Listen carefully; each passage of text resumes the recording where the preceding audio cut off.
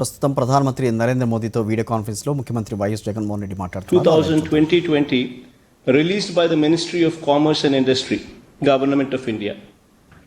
See, one of the factors, sir, that contributed to this achievement is the state government's consistent efforts in developing port infrastructure, support ecosystem, and encouraging port-led industrialization. Andhra Pradesh has one major port in Visakhapatnam, sir, 5 functional state ports, and 10 other notified state ports with world-class facilities that handle more than 170 million tons of cargo per annum, second only to Gujarat. Andhra Pradesh state shares 4% of the total Indian exports, and we aim to reach 10% share by 2020-30, sir. In recent times, several industrial nodes have come up in the state with ports as the focal point for development to further unlock the potential offered by the long coastline of AP.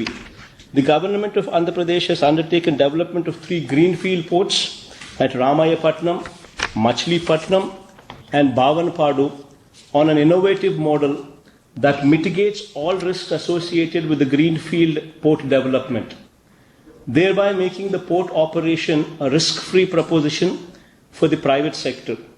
After the development of the port by the government, the operator of the port would be selected on competitive bidding basis, ensuring maximum revenue realization for the government and providing risk-free investment opportunity to the investor.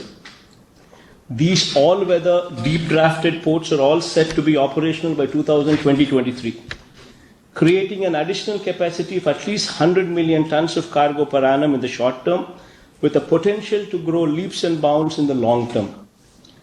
In order to ensure that the ports operate at their fullest capacities, the state government has consciously taken steps to attract large investments in the sectors ranging from manufacturing, petrochemicals, food processing, pharmaceuticals, etc., which are port dependent.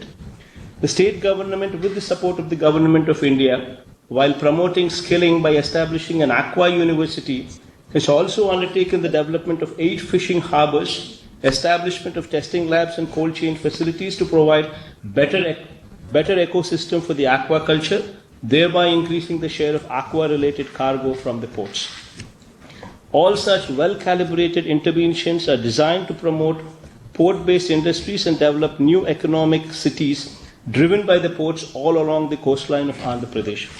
Lastly, sir, I would like to extend my invitation to the representatives from various companies from India and abroad attending this summit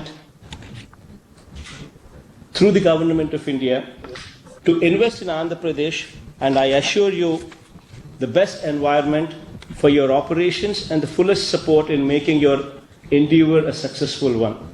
I would like to conclude my speech by once again congratulating the Honorable Prime Minister for his vision behind organizing this spectacular summit with such large number of luminaries from across the world, sharing their ideas and experiences, and thus paving a progressive path for the future of Indian maritime economy. Thank you, sir.